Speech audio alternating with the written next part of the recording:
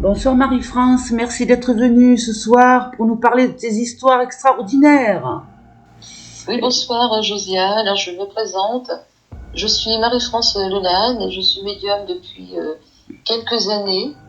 Et je voudrais ce soir vous parler de certaines expériences paranormales qui me sont arrivées depuis l'enfance et mes rencontres avec les extraterrestres depuis quelques années. Donc je vais essayer de vous parler de ces expériences de façon chronologique pour ne rien oublier. Voilà. Alors je précise que tout ce que je vais vous dire est vrai. Rien n'est imaginé ou inventé.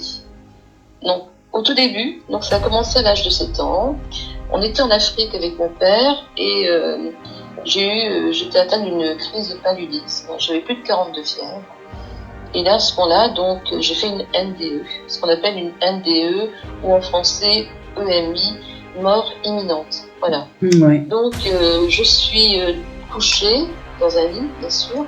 J'ai beaucoup de fièvre. Le médecin est assis à ma gauche, ma mère à côté. Et tout d'un coup, je sens un mal-être m'envahir important. Et là, je me retrouve dans du blanc, entourée de blanc, comme des nuages blancs, et j'entends le médecin qui dit « c'est fini ».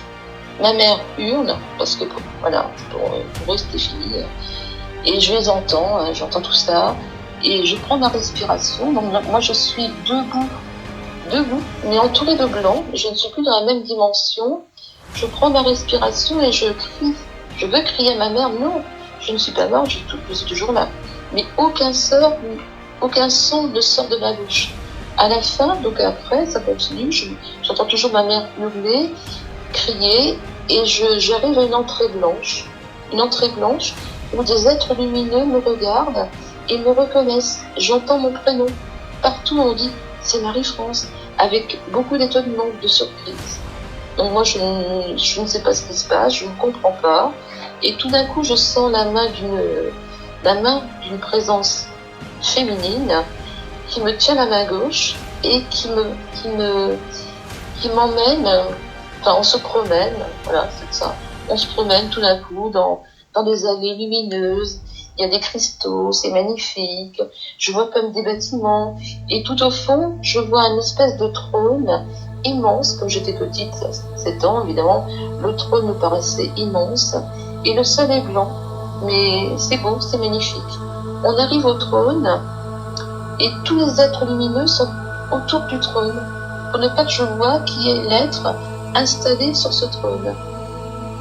Au bout d'un certain temps, je vois quelque chose entre deux êtres, je vois que quelque chose bouge sur le trône.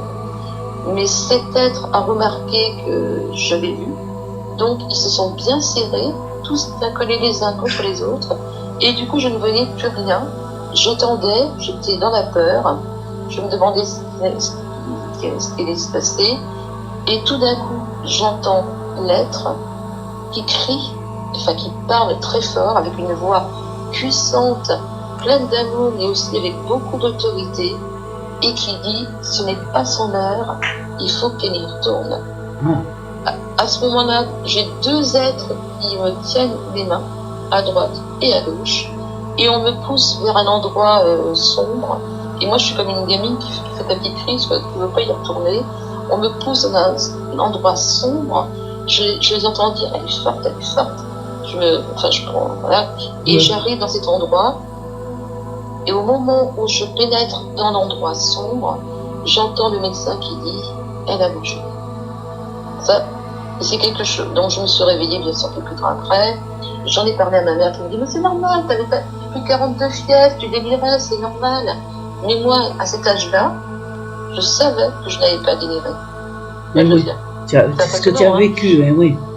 Et ça, c'est quelque chose qui est resté gravé en moi. Avec le temps, bien sûr, je me suis toujours interrogée. J'ai eu des émissions à la télé sur la mort, la vie, on appelle ça le LMI, NDE, il y a beaucoup d'émissions. Oui. Et quand j'ai vu les émissions, j'ai vu que c'était un peu ce que j'avais vécu moi. Et là, j'ai compris que j'avais vécu une EMI. Ah, incroyable, ben oui. Hein. Ah oui, oui. Et ça, c'est quelque chose qu'on n'oublie pas. Même aujourd'hui, j'y pense encore. Incroyable. Ça, c'était déjà la première expérience la plus importante. Oui. Après, c'est à l'âge de 13 ans. Alors là, c'est quelque chose qui est aussi incroyable, parce que le magnétisme, J'en ai toujours eu, parce que moi je suis quelqu'un qui a... Bon, j'ai le don de voyance et j'ai aussi du magnétisme, hein. Je peux guérir les gens. J'ai un don de guérison, mais je m'en sers pas beaucoup. Et quand j'étais enfant, je regardais parfois... Toi, je mettais ma main à côté de la lampe, et je voyais de l'énergie autour des doigts. Je voyais du jaune. Je disais à ma mère, t'as vu, ça fait plein de lumière jaune. Elle me disait, mais n'importe quoi, nanani, nanana, ça... C'est comment ça peut être. Ouais. Et donc, au catéchisme, à l'âge de 12-13 ans, avant de faire la communion, il fallait aller voir les bonnes sœurs, il fallait apprendre le catéchisme. Déjà, ça me fatiguait, je n'aimais pas du tout. Il fallait faire le signe, c'est le signe de quand on prie. Oui, oui. Et là, quand je mettais mes mains l'une contre l'autre, ça me piquait. Je disais à la bonne sœur, ça me pique, ça me pique. On ne comprenait pas parce qu'aux autres, ça ne faisait rien. Donc, voilà, ça a été l'enfer. Je suis rentrée chez moi à la maison en pleurnichant, disant le catéchisme, n'importe quoi. Et puis, on disait aussi que Jésus avait marché sur l'eau. Moi, tous les jours, je disais à ma mère, marcher sur l'eau. Mais c'est du n'importe quoi. Qui est-ce qui peut marcher sur l'eau?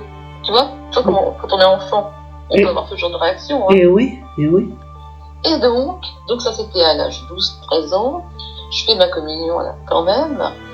Et l'été arrive, on va en vacances, on part à la mer en Bretagne, à Brinogan. Donc là, il y a beaucoup de rochers, énormément de rochers. Tu sais comment c'est en Bretagne. Oui. La mer monte, tu sais, hein. Eh oui. Et là, donc, on s'amuse, ma soeur et moi, dans les rochers.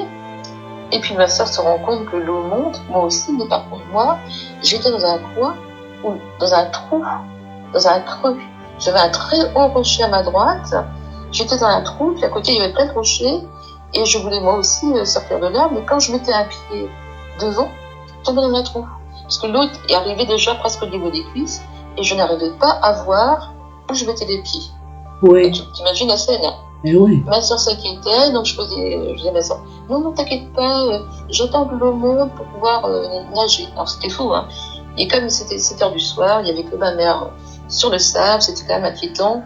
Je ne voulais pas que ma mère soit là devant sur la plage, t'imagines, avec ma petite soeur, en train de me voir me noyer. T'imagines un peu la scène, ça aurait été horrible, hein. Ah oui. Donc, qu'est-ce que je fais? Je disais rien, je disais à ma soeur, t'inquiète pas, j'attends que l'eau monte, nanana. Et comme je savais très bien que c'était très inquiétant, l'eau montait, et je ne pouvais pas bouger.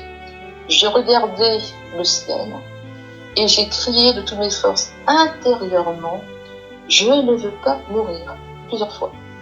Et ce qui s'est passé, c'est vraiment incroyable. Tout d'un coup, je vois 2 religieuses qui se promènent sur le sable, qui entendent ma sœur parler, qui comprennent que je suis un peu en difficulté. Elles ouvrent toutes les 2 la Bible. Elles lisent une prière. Et là, on me croit ou on ne me croit pas, parce que c'est quand même incroyable. Et là, j'ai comme un vent puissant, quand il n'y a pas de vent du tout, je précise. J'ai comme un vent puissant qui me soulève hors de l'eau.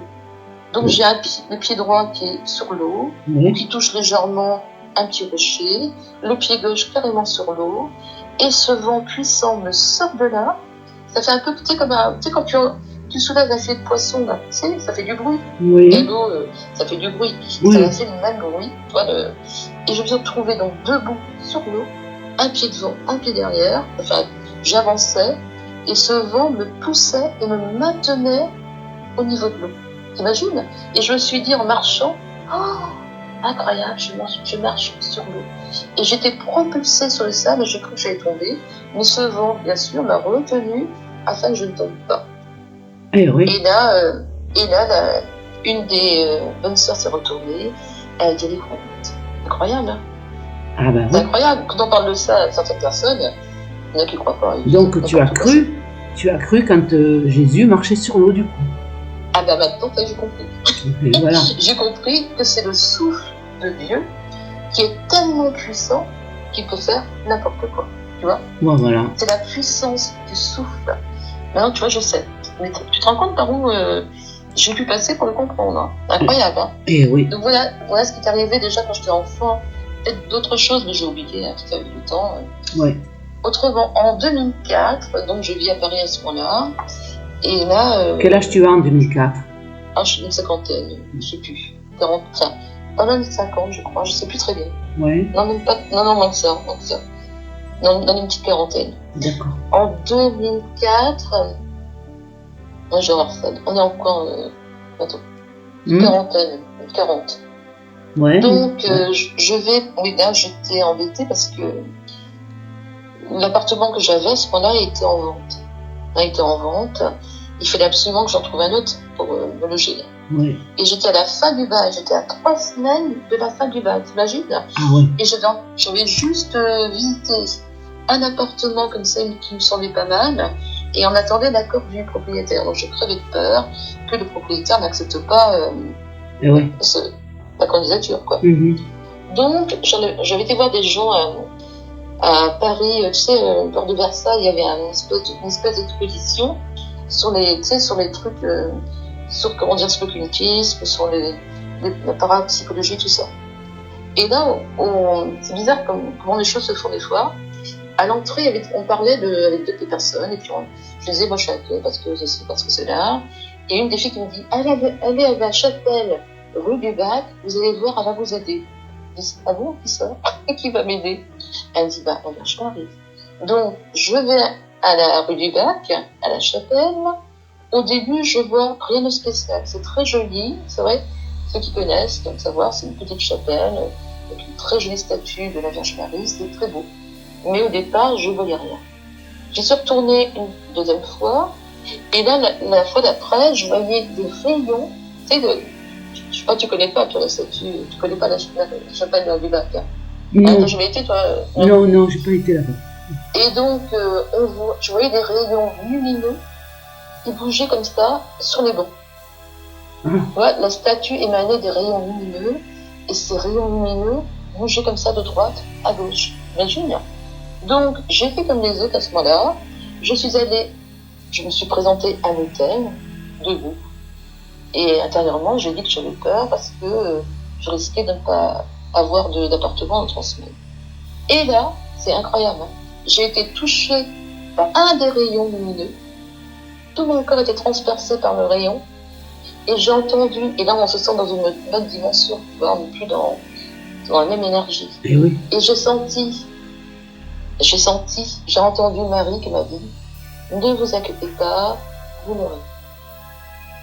15 jours, je sors alors là, comme une dingue, je sors de la chapelle en me disant, oh, c'est vrai, oh là là, c'est pas vrai, mais ça existe vraiment. Incroyable, quoi.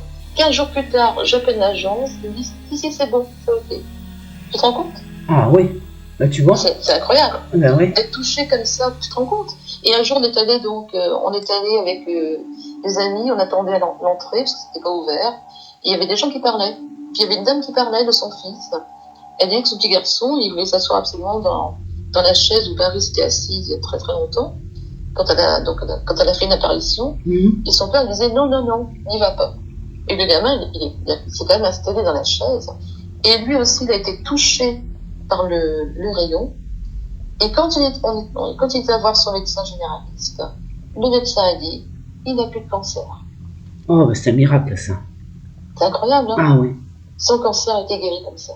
Et il paraît qu'il se passe plein de choses dans cette église, dans cette chapelle. Ouais, c'est incroyable. Tu vois? Mais il y a une sainte qui avait vu la Sainte Vierge là-bas. Oui, justement, j'ai oublié son nom, mais elle est même là-bas, hein, son corps est visible dans la chapelle. C'est pas Sainte Marguerite, non? Je sais plus. En tout cas, son corps est visible dans la chapelle. Donc, tu as un cercueil qui est vitré et son corps est toujours intact. Ok. C'est incroyable. Ah bah oui. Ah, je te jure. Hein.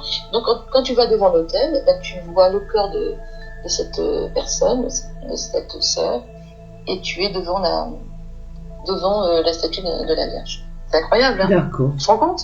Mais quelque chose comme ça qui arrive, mais tu te dis, c'est pas possible, quoi. Mais ça existe. C'est comme ça que tu peux te dire, mais oui, c'est vrai. Hein? C'est oui. Sûr, hein? Ah oui.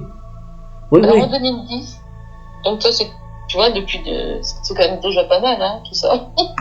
En 2010, je vais avec une amie à la procession à Chartres, tu sais, le 15 août. Oui. Le 15 août, il y a la procession de la Sainte Vierge.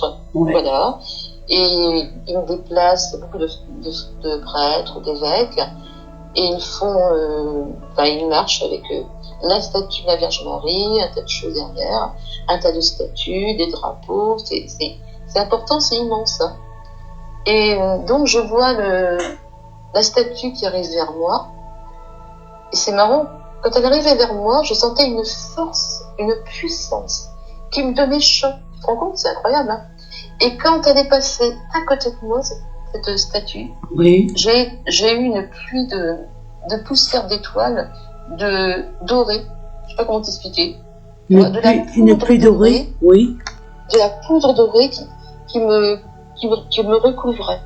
Tu vois, c'était pas facile à expliquer, mais en tout cas, je l'ai vu. Voilà, j'étais recouvert par une pluie de poudre dorée.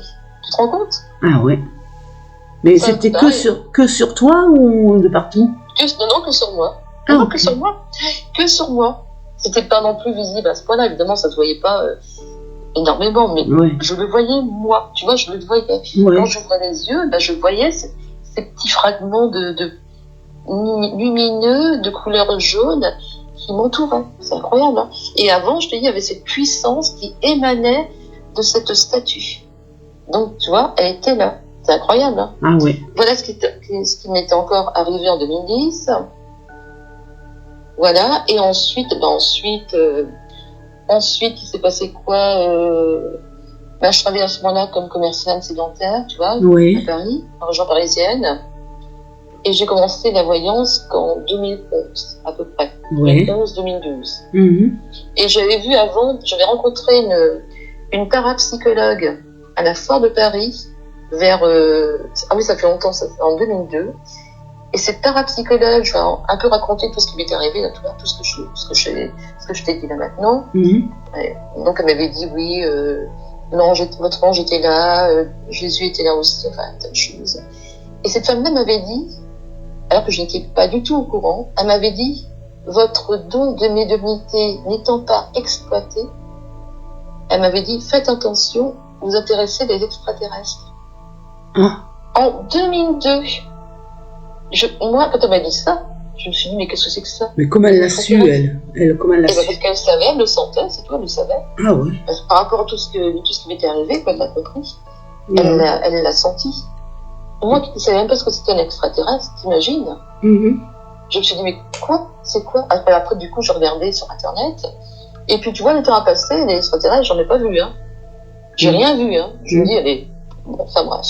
Et donc, en 2012, donc à ce moment-là, je suis toujours commerciale. Et en 2012, donc, à ce moment-là, je deviens médium. Mm-hmm. Hein, je deviens médium. Au début, je ne fais comme ça que le soir, une fois de temps en temps. Et puis, la vie a fait que j'ai fini par le faire de façon professionnelle. Donc, 7 heures par jour à peu près. Ouais. Voilà. Et là, on commençait, ce qui est marrant, les phénomènes paranormaux ont commencé à se manifester à ce moment-là. Ouais. Et j'avais une personne en voyance qui était très très croyante, alors elle, il n'y avait pas de souci. Et je commençais à avoir des êtres autour de moi, je voyais un brun hindou, et à ma gauche, de l'autre côté, je voyais un autre qui était châtain, et qui semblait avoir des ailes. Tu imagines un peu voir ça? Alors qu'avant j'étais commerciale, ça me faisait un peu bizarre, hein. Donc j'avais commencé à consulter des personnes pour savoir ce que ça voulait dire. Il y en a une qui m'avait dit, vous savez, l'hindou, c'est quelqu'un de l'autre monde qui s'occupe de la santé, et le châtain clair, il fait partie de tout ce qui est ange. Mais toi, tu les avais vus où? J'ai pas compris. Chez moi. Chez moi. D'accord. Chez moi. Ils apparaissaient chez moi. Je les voyais très bien. Tu vois, je les voyais. Okay. Voilà, je les voyais dans mon appartement. Je voyais bien le brun, et maintenant que j'en parle maintenant, je revois un peu leur visage. Incroyable, hein? D'accord. Et un soir, donc j'étais en ligne à ce moment-là avec une cliente en voyance, et un soir dans le couloir, j'en vois 3. La fille me dit, mais demande qui c'est le troisième? Et puis, je demande rien, et le troisième répond tout seul, parce que en télépathie, je l'entends. Il me dit, oui, l'autre, c'est Padre Pio. Et le Padre Pio commençait à m'engueuler, parce que, tu sais, il était très nerveux, Padre Pio, hein. Mm-hmm. Ceux qui le connaissaient, ceux qui ont lu pas mal de choses sur lui, savaient que c'était quelqu'un d'assez nerveux, il disait ce qu'il pensait. Et là, tu vois, il m'engueulait, c'est vrai, il m'engueulait, hein, parce que j'étais vautrée dans mon fauteuil, et que je ne soignais pas les gens avec mon don de guérison. Ah.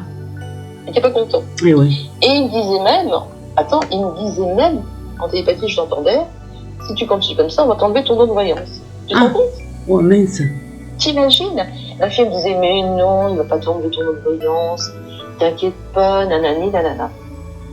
Bon, le soir, bien sûr, après la voyance et tout ça, je regarde sur Internet, je marque Padre Pio, et le visage que je vois sur les photos, tu sais, de Padre Pio, correspondait exactement au visage que j'avais vu dans mes flashs, chez moi. Tu te rends compte? D'accord. Donc c'était bien lui que j'avais vu. C'est Absolument. incroyable. Ben oui, tout à Alors fait. que toi, pour moi c'était quand même incroyable parce que je commençais la voyance, je n'étais pas habituée à ce genre de phénomène. Hein. Et puis un soir, il est arrivé, donc c'est pareil, je le voyais. Donc j'étais en voyance et je sentais une énergie, c'est une énergie qui me donnait des frissons, qui me touchait les jambes. C'est un mélange, tu vois, de douceur, d'amour, je ne sais pas comment t'expliquer, c'est inexplicable. Et ça me touchait partout. Et lui, il apparaissait avec à côté de lui, comme un médecin, châtain, clair, grand, habillé avec une blouse blanche.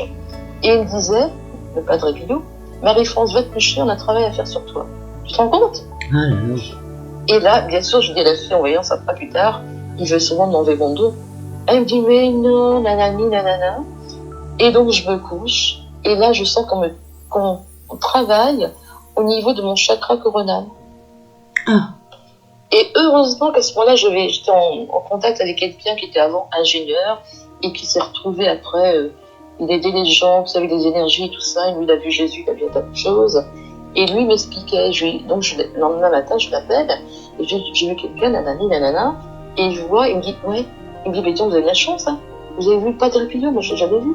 Et donc, il le voyait bien. Et après, lui, il me disait que ce qu'ils avaient fait au niveau du chakra coronal, c'était pour ne pas que je referme ce chakra coronal et pour qu'ils soient, eux, plus en contact avec moi. Tu vois, que le contact soit bien établi. Ah oui. Tu te rends compte un peu? Ben, c'est incroyable. Ouais, pour pas qu'il se Entendre des referme. choses comme ça. Hein? Pour pas qu'il se referme ton channel. Voilà, donc Ton ils avaient chakra. fait un travail sur moi. Mais quand tu entends des choses comme ça, tu te dis c'est pas possible, quoi. Donc le temps passe, donc le Padre Pio, il est là souvent le soir, un tas de choses incroyables. Un soir, il me demande intérieurement d'appeler le François, qui lui, tu sais, il fait un travail très compliqué sur les gens, il leur enlève toute la noirceur, tu vois, c'est un travail difficile. Et un soir, donc un après-midi, le Padre Pio me demande d'appeler le Jean-François, tout, il s'appelle Jean-François. J'appelle le Jean-François et il me dit, c'est qui Jean-François? Hein? C'est qui Jean-François?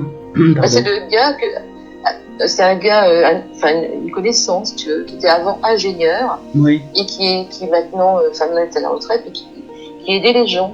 Donc on a lié d'amitié, tout simplement, tu vois. D'accord. Et quand j'avais des trucs comme ça le soir, des choses bizarres, de temps en temps je l'appelais pour qu'il me donne des renseignements, parce que des fois je disais, j'ai vu quelqu'un chez moi hier, je sais pas qui c'était, nanani, nanana, et à chaque fois il me disait, attendez, je me connecte à votre canal, et lui, comme il avait un sacré nom, et ben il savait qui c'était, et il m'expliquait, tu vois. D'accord. À lui, il m'expliquait, hein, parce que moi, j'étais incapable. Donc, de comprendre, parce que j'étais quand même novice à la matière aussi, il faut dire. Oui. Et donc, j'appelle le Jean-François à la demande du Padre Pio. Tu te rends compte, c'est incroyable, hein. Ouais. Et lui me dit à ce moment-là, ça tombe bien, vous venez, parce que là, j'ai une douleur au ventre. Depuis que j'ai travaillé sur quelqu'un, j'ai un mal de ventre, j'arrive pas à me sortir. Tu te rends compte? Oui. Et là, je l'ai magnétisé, parce que comme j'ai ce truc-là, je l'ai magnétisé à distance. Il me dit, c'est incroyable la force que vous avez. Je me suis tournée là comme une toupie, il me dit, et là j'ai plus rien. Je dis, c'est pas moi qui ai fait ça. Je lui dis, c'est le Padre Pio. Il me dit, non. Enfin bref, tu vois, c'est incroyable. Donc ça, c'est arrivé aussi. Plein de choses comme ça me sont arrivées en l'espace de 10 ans, c'est inexplicable. C'est incroyable. Ah bah Donc oui. le Padre Pio, je l'ai vu plusieurs fois dans mon appartement. Ça durait pas mal de temps, et puis voilà. Et j'ai continué la voyance. Parce que je préfère la voyance, finalement, je suis mieux dans la voyance que dans la guérison à distance. Et quand tu le voyais, le Padre Pio, tu le voyais en entier ou tu le voyais Je le voyais en entier, mais pas en grande taille humaine, tu vois. Lui, il apparaissait pas en grande taille humaine. C'est marrant, hein. Les autres, ils apparaissaient de leur taille normale. Lui, il apparaissait d'une petite taille, 1m50, non, c'est même pas, qu'est-ce que je raconte, 1m20. Il n'apparaissait pas en grande taille. Je ne sais pas pourquoi. Mais en tous les cas, le visage que j'ai vu correspondait bien, en tous les cas, aux photos sur Internet. Alors D'accord. que je ne connaissais pas du tout le Padre Pio avant. Du tout.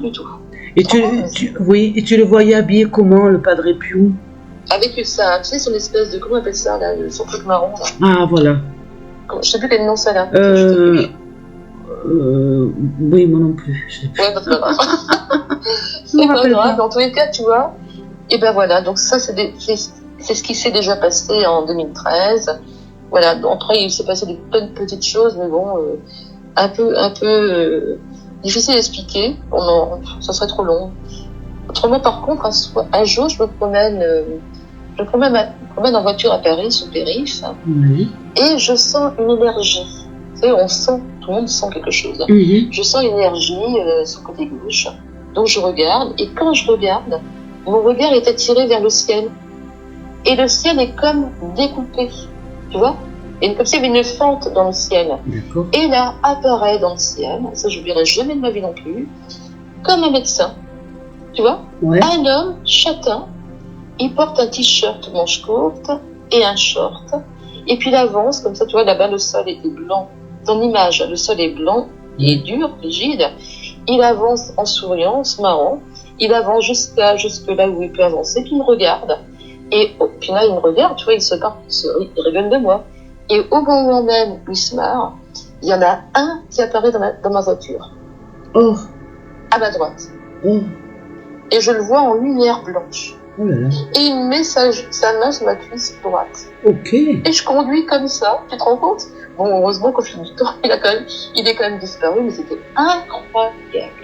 Tu te rends compte? T'as pas Lui eu expliquer peur? ça. T'as pas eu peur? Non, tu peux pas avoir peur parce que c'est dans la douceur. Ça D'accord. fait un peu comme toi, ça fait un peu comme des mecs qui te draguent, Ok. tu vois, mais Ouais. d'un autre monde. Ouais, C'était ouais. la même ambiance, tu vois, ça fait peur, voilà. C'est un peu comme des mecs qui te draguent, tu leur plais et ils se barrent. Tu te rends compte, c'est incroyable. Je sais pas comment on peut expliquer ça, hein. Donc voilà, aussi, c'était un samedi après-midi, voilà. Autrement, il s'est passé tellement d'autres choses. Et puis, et après, on va arriver. Bon, après, je passe peut-être à détail, ça sert à rien d'en parler. Ça dépend, puis qu'est-ce que après, c'est ces détails-là? C'est quoi? Bah, tu sais, toucher la nuit, toucher la nuit, ils font des expériences sur moi. Ah ben non, il faut que non, raconte. Mais oui, parce que les expériences dont je parlais, on va en parler après, tu vois, à partir de 2019. D'accord. Tout commence, tu sais. Mhm. Donc voilà, donc il s'est passé un tas de choses extraordinaires. Hein, à partir du moment où j'ai commencé la voyance, j'ai vu donc des êtres, j'ai vu aussi Jésus chez moi. Enfin, je sais pas si je te l'avais dit, je sais plus. Oui, je crois. Un soir, je suis dans mon canapé et je sens une présence à côté de la télévision, mais je suis incapable de savoir qui c'est. Donc le lendemain matin, vite fait, j'appelle Jean-François, bonjour nanani, nanana. Il me dit, attends, connecte à votre canal. Et il me dit, avec une voix toute douce, il me dit, vous savez qui c'était? Je dis, ben non. Il dit, c'était Jésus. Je dis, quoi? Jésus dans mon salon? J'en revenais pas, quoi. Tu te rends compte? Donc, en fait, pendant toutes ces années... Mais il était comment? Explique-moi, il était assis, debout, explique. Il était debout, mais je ne le voyais pas bien, je le sentais simplement. Ok. Il était habillé aussi à quelque chose de marron, beige, mais c'est tout ce que je ne le voyais pas suffisamment bien pour pouvoir le décrire. C'est pour ça que j'appelais vite fait le Jean-François. Ouais. Et heureusement qu'il était là à ce moment-là, il m'a quand même beaucoup aidé parce que, tu vois, j'ai même vu Merlin qui est venu chez moi, j'ai vu qui encore, donc Jésus, et puis j'ai vu aussi un extraterrestre, donc vers 2013 à peu près. J'étais assise dans un fauteuil. Ouais. J'étais en train de regarder la télé et tout d'un coup, je sens quelque chose qui apparaît à côté de moi. C'est en lumière. Oui. Et je vois une main posée sur la coudoir de mon fauteuil, t'imagines? La main de l'extraterrestre, donc avec des grands doigts marron, ça faisait un petit peu caoutchouté, c'est marrant, hein. Des bras tout maigres, tu sais, comme ceux qu'on dessine dans les machins, qui animés, là. Des bras, tu sais, comme des bâtons, là. Oui. Par contre, un corps en forme d'œuf, avec des plumes mauve clair, t'imagines, et des pieds plats, larges, des pieds plats assez larges. Et puis alors, des yeux orange, des petits yeux orange, un petit nez, une petite bouche, et il me regardait avec un air plein de douceur, tu vois, plein de douceur et de gentillesse. C'était incroyable. Il me faisait pas peur parce qu'il était tellement doux. Mais oui, tu vois. mais oui. Et comme il n'était pas non plus de la même dimension, donc il apparaissait en lumière, mais je le voyais quand même, tu vois. On le voit. C'est incroyable. Il est resté là tous les soirs, quand j'étais en voyance, à me regarder. Tu te rends compte? Eh oui. Pendant au moins 3 semaines, un mois. Il venait te tester. Exactement, il venait voir lui-même, Ouais. voir si ça pouvait leur convenir pour leurs différentes expériences. Et voilà. Donc, tu te rends compte de ce qui s'est passé? Eh oui. Mais plein de choses, hein. Donc, tous les soirs, j'ai vu près de 100 êtres différents dans mon appartement. Et quand parfois, donc, je faisais un peu faire plaisir au Padre Pio, donc je faisais de la guérison à distance sur photo, tu vois, je faisais ça avant. Ouais. Et bien, et ça, c'est marrant parce que je l'ai vu après. Et là, tout d'un coup, je voyais un groupe de scientifiques dans l'appartement. Écoute pas bien. Je voyais une blonde avec des cheveux longs, sa blouse blanche. À côté d'elle, ils étaient tous habillés en blanc. Hein. À côté d'elle, une qui avait une coiffure un peu à Mireille Mathieu, là, avec des lunettes. Un autre grand châtain. Et puis un plus petit. Ils étaient moins, je sais plus combien. Et ils me regardaient. Là, je me dis, mais ça va franchement pas dans ta tête, ma pauvre. Hein. Et puis tout d'un coup, je regarde sur Internet. Et qu'est-ce que je vois? Je vois une fille dans une vidéo qui explique que quand elle magnétise, elle dit, ils sont là, à côté de moi, je les vois comme je vous vois. Et oui, c'est vrai.